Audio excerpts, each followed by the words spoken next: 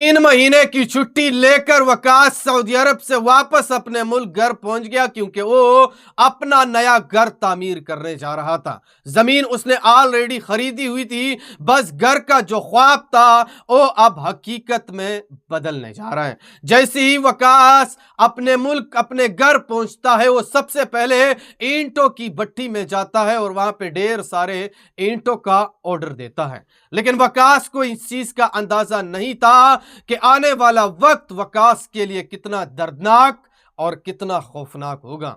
वकास की जो बीवी थी वो किसी और के साथ इश्क में मुब्तला हो गई थी और वकास को इसके बारे में बिल्कुल भी अंदाजा नहीं था। वकास के 3 बच्चे थे और बीवी थे, और वो अपनी ही बीवी और 3 बच्चों के लिए एक नया घर तामीर करने जा रहा था, क्योंकि मेरी बीवी और बच्चे एक नए घर में और अपने ही घर में शिफ्ट हो सके और आराम के साथ वो अपनी जिंदगी सर्वाइवल कर सके। लेकिन किसी को इस चीज के बारे में अंदाजा नहीं था। उसकी बीवी जो कि किसी और के इश्क में मुब्तला थी और वो वकास को बिल्कुल भी मुंह नहीं लगाती थी, हमेशा उनके साथ झगड़े करती थी, हमेशा उनके साथ नाराज हो जाती थी और हमेशा वकास उनके साथ मोहब्बत करता था, उनको राजी करने की कोशिश करता था, उनके तमाम तर ख्वाहिशातों को पूरा करता था। लेकिन उसकी बीवी उनको बिल्कुल भी मुंह लगाने के लिए तैयार नहीं थी। वक्त गुजरता गया, वकास ने 28 दिन अपने मुल्क के अंदर गुजारे और जितने भी पैसे थे वो सारे पैसे वो अपनी बीवी के हाथ में दे चुका था। इस दौरान ईंट भी आ रहे हैं, काम भी थोड़ा थोड़ा स्टार्ट हो चुका है। लेकिन एक रात इस वकास के लिए एक ऐसी दर्दनाक रात थी कि किसी ने कोई नहीं सोचा था। एक रात इसकी बीवी अपने यार को अपने घर बुलाती है और सारा प्लान तरतीब देती है। वकास को जैसे ही अपनी बीवी खाना दे देती है, उस खाने के अंदर जहर था। जैसे ही वकास खाना खाता है, कुछ टाइम के बाद वकास की तबीयत खराब हो जाती है। लेकिन यहां तक आप देखें कि इस जहर ने वकास को नहीं मारा, फिर भी वकास के अंदर सांस चल रही थी और वकास अपनी बीवी को बोल रहा था कि एम्बुलेंस को बुलाओ, किसी को मदद करने के लिए बुलाओ। लेकिन उसकी बीवी इस बात को मानने के लिए बिल्कुल भी तैयार नहीं थी। वकास इसकी बीवी वकास के ऊपर खड़ी होकर इसका इंतजार कर रही है कि कब मेरे शौहर वकास से सांस निकलेगी और उसके बाद मेरा यार आएगा और उसके साथ मैं हमेशा हमेशा के लिए चली जाऊंगी। लेकिन वकास के अंदर से सांस नहीं निकल रही थी। 2 घंटे मुसलसल वकास अपने घर के अंदर तड़प रहा था, चीख रहा था, मदद को पुकार रहा था, लेकिन इनकी मदद करने के लिए कोई भी नहीं आ रहा था।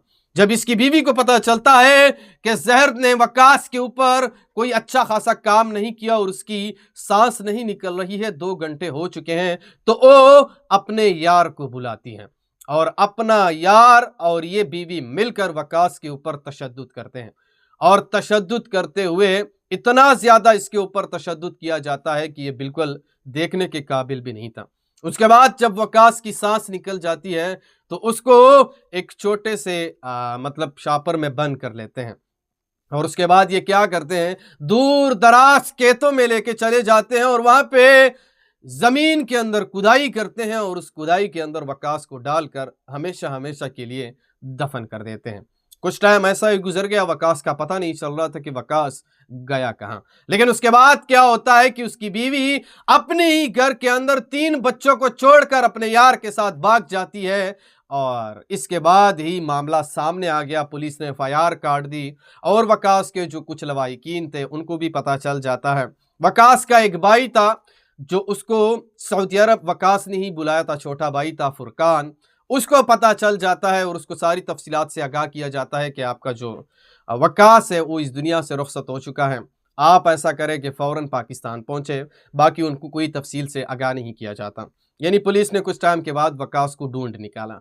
अच्छा, उसके बाद जैसे ही उसका यानी वकास का भाई फुरकान अपने मुल्क पहुंचता है, उसको सारी तफसीलात के बारे में बताया जाता है कि इसी तरीके से आपके बड़े भाई के साथ अपनी ही बीवी ने धोखा किया है। फुरकान क्या करता है, अपने बड़े भाई की 3 बच्चों को वो अपने घर मुंतकिल कर देता है, क्योंकि ये दोनों भाई थे और अलग अलग घर में रहते थे।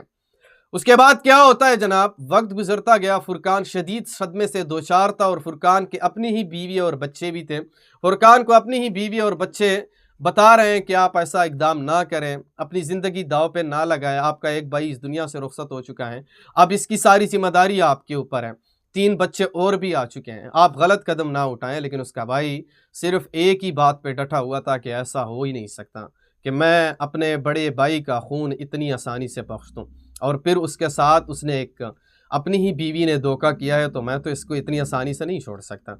अच्छा, वकास की तदफीन की जाती है और फुरकान वहाँ पे मोहल्ले वालों को बताते हैं कि मेरा भाई जिस जगह पे दफन है वहाँ पे उनके साथ और कोई भी दफन नहीं किया जाएगा, अगर और कोई इस दुनिया से रुखसत होता है तो इसको किसी और साइड पे दफनाओ, मेरे भाई के साथ डायरेक्ट अब कोई और दफन नहीं होगा। हाँ, अगर कोई और दफन होगा तो उसकी बीवी उनके साथ दफन होगी, क्योंकि उसकी बीवी अब भी मेरे भाई के निकाह में है।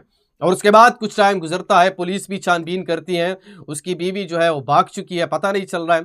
फुरकान उसका छानबीन करता है, पुलिस भी छानबीन करता है। 4 महीनों के बाद जाकर फुरकान इन दोनों को एक दूर दराज गांव में ढूंढ लेते हैं।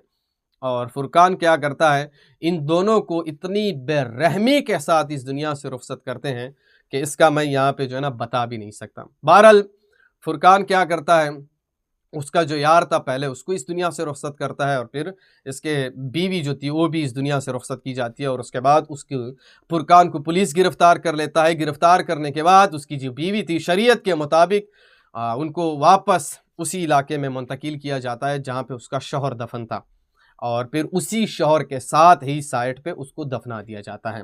कहने का मतलब ये है कि जितने भी ऐसे औरत है जो जिंदगी गुजार रहे हैं और उसके शौहर परदेश में जिंदगी काट रहे हैं, रिस्क हलाल कमा रहे हैं, वहां पे जलालत उठा रहे हैं, वहां पे रुसवा हो रहे हैं, तो ये सिर्फ आपके लिए और आपके बच्चों के लिए है, क्योंकि वो परदेश में खुशी से अपनी जिंदगी नहीं गुजार रहे हैं, वो आपके लिए और आपके बच्चों के लिए सर्वाइवल कर रहे हैं, वो आपके लिए और आपके बच्चों के लिए जिल्लत का सामना कर रहा है, परेशानी मुसीबतों का सामना कर रहा है। तो जितने भी खवातीन पाकिस्तान के अंदर रहते हुए अपने शोहरों के बिना पर बेटी हैं, उनसे मैं कहना चाहता हूं कि कभी भी ऐसा गलत कदम ना उठाएं, क्योंकि अगर आप एक भी ऐसा गलत कदम उठाएंगे तो आपने इस दुनिया को भी बर्बाद कर दिया और आखिरत में भी आपने अपनी दुनिया बर्बाद कर दी।